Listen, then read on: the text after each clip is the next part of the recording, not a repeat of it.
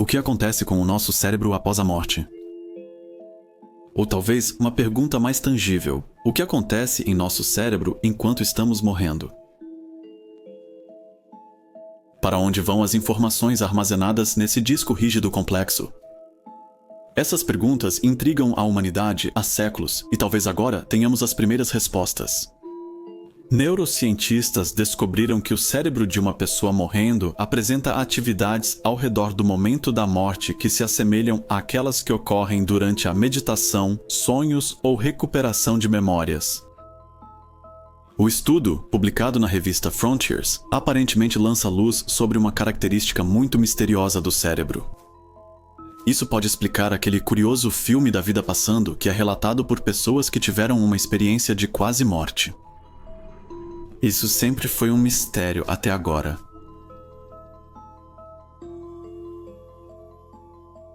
O estudo mostra agora que o cérebro permanece ativo durante a morte e até mesmo depois dela, orquestrando tudo isso, por assim dizer.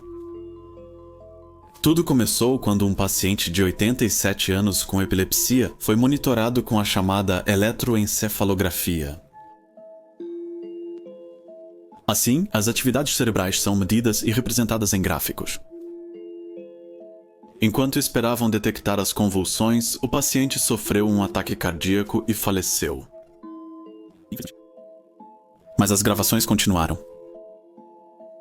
O que exatamente acontecia com uma pessoa morrendo? Medimos 900 segundos de atividade cerebral em torno do momento da morte e nos concentramos em investigar o que acontecia nos 30 segundos antes e depois da parada cardíaca, disse o neurocirurgião Dr. Ajmal Zemer, que organizou o estudo. Pouco antes e depois de o coração parar de bater, vimos mudanças em uma determinada faixa de oscilações neurais chamadas oscilações gama, mas também em outras como delta, teta, alfa e beta. Essas oscilações cerebrais normalmente ocorrem em pessoas vivas durante flashes de memória. Elas aparecem durante a recuperação de memórias, meditação, sonhos ou concentração. Zemer suspeita, ao analisar relatos de experiências de quase morte, que o cérebro revive uma última lembrança de eventos importantes da vida pouco antes da morte. Os resultados continuam questionando nossa compreensão de quando exatamente a vida termina e podem até ser interessantes para a doação de órgãos. Apesar de ser a primeira medição de atividades cerebrais em um ser humano moribundo, resultados similares já foram observados em ratos. Em meio a qualquer euforia, é preciso dizer que esses resultados vêm de um cérebro com convulsões e lesões. Portanto, mais testes estavam previstos. Inacreditável o que ainda vamos descobrir. Imagine ver toda a sua vida passar diante dos seus olhos em um instante antes de morrer. Com que propósito nosso cérebro faz isso? Isso é tudo o que foi medido em um único experimento. Com a nossa tecnologia atual para medir atividades cerebrais. Quem sabe o que acontece por trás das fachadas, em outras palavras, o que acontece além do que pode ser medido.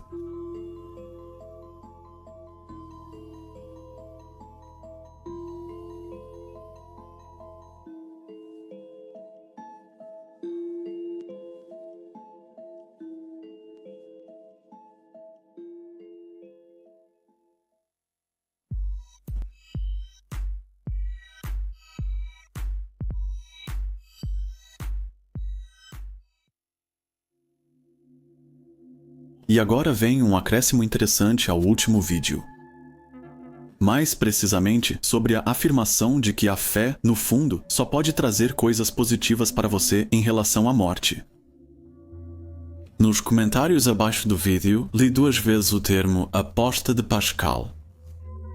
Quando fui pesquisar, percebi que, no fundo, é a mesma conclusão, descoberta pelo matemático e físico francês Blaise Pascal no século XVII. Uma descoberta sempre é mais valiosa quando é feita por 2 pessoas independentes uma da outra. Partindo do princípio de que esse raciocínio lógico veio do meu laboratório de ideias, li essa teoria com prazer. Mas não se pode descartar que eu tenha lido isso em algum momento no passado e que tenha ficado gravado no meu pensamento. Existe apenas uma verdade, mas às vezes há vários caminhos que levam até ela. A mente é extremamente complexa e pode funcionar de maneira diferente em cada pessoa. Mas cada um deles ainda é uma mente.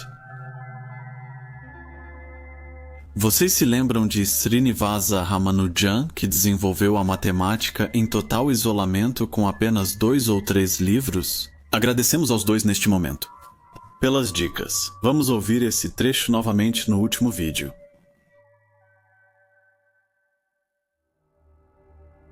Hoje em dia, a descrença é vendida como algo científico, moderno e mais sensato, mas logicamente falando, sempre faz mais sentido ter uma crença do que não ter nenhuma.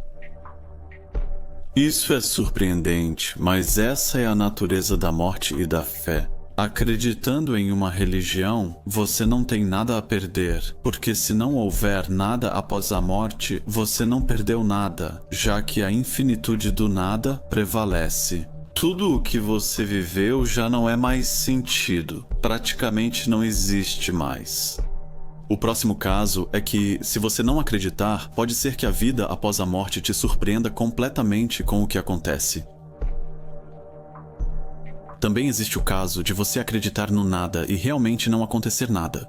Mas aí vale de novo o mesmo que no primeiro caso. O que você viveu não pode mais ser sentido da mesma forma. Também pode acontecer de você acreditar em um determinado desfecho e as coisas acontecerem de forma diferente do esperado. Isso já é um outro assunto? Esse experimento mental deveria apenas mostrar que, em geral, a fé não traz desvantagens.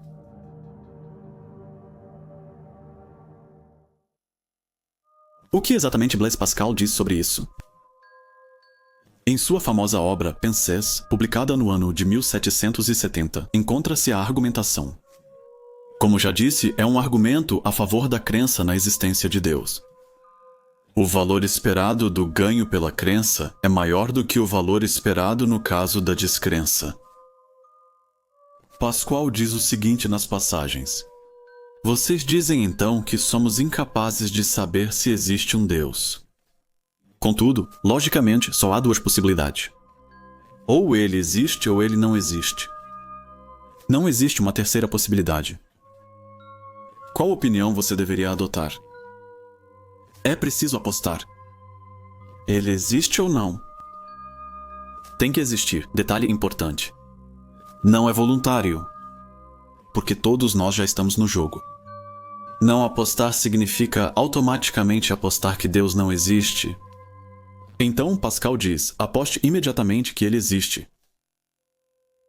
Literalmente, na passagem disse que sua razão não será mais ferida se você escolher uma coisa ou outra, porque agora é absolutamente necessário escolher. Com isso, um ponto está resolvido. E a sua bem-aventurança? Vamos pesar ganhos e perdas. Aposte na fé. Se você ganhar, ganha tudo. Se perder, não perde nada. Então acredite se puder. Ele afirma que devemos crer em Deus sem reservas. Porque existem os seguintes 4 casos. O texto está incompleto e não é possível resumi-lo adequadamente sem comprometer seu significado. Você acredita em Deus e Deus não existe. Nesse caso, você não ganha nada, mas também não perde nada. Você não acredita em Deus e Deus não existe. Nesse caso, você também não ganha nada, mas também não perde nada. Você não acredita em Deus e Deus existe. Nesse caso, você será punido. Esses 4 casos lembram muito o último vídeo. Nós ainda tínhamos o argumento de não ter nada a perder, expandido com a infinitude da morte para deixar clara a transitoriedade da vida. Curiosamente, a aposta Pascal, em sua forma apresentada, parte do princípio de que a fé não custa nada. Pascal admite, porém, que é preciso sacrificar prazeres terrenos pela fé. Mas qual é o valor desses prazeres terrenos? O último vídeo deveria deixar claro que, no fundo, eles não valem nada. Os momentos na vida ganham valor quando determinam a forma da eternidade que pode te esperar. Essa forma de pensar também pode ser útil para a convivência terrena. pois a fé não precisa custar alegria. Pelo contrário, ela pode até te trazer satisfação espiritual, benefícios médicos ou socioculturais. Pois você se liberta dos prazeres terrenos, aprende a não dar valor a eles ou a não persegui-los. Se você ainda assim os recebe, é um belo bônus. Você está em paz com a morte. As palavras de Pascal sobre ganho e perda foram: agora, porém, há aqui uma infinidade de vidas infinitamente felizes a serem ganhas, com igual probabilidade de perda e ganho, e o que você arrisca é tão pouco e de tão curta duração que seria uma loucura poupá-lo nesta ocasião.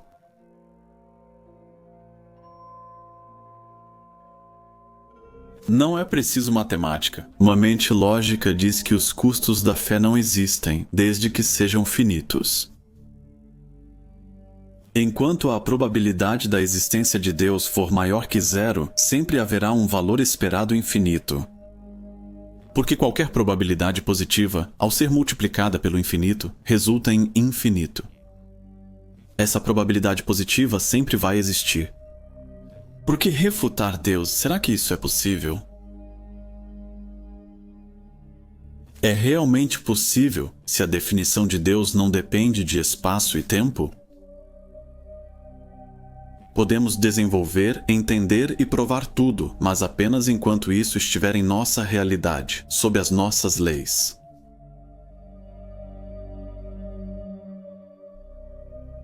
As pessoas podem fazer descobertas fascinantes, mas a questão de qual fé é a correta foi deixada de lado. Mesmo assim, talvez possa ser um incentivo para se aprofundar nesses temas interessantes. Porque fica sempre muito interessante quando descobertas científicas, como as do primeiro trecho do vídeo, nos fazem refletir por um breve momento. Não importa o quão breves sejam esses momentos. Às vezes, um momento vale uma vida inteira. E uma vida talvez valha uma eternidade inteira.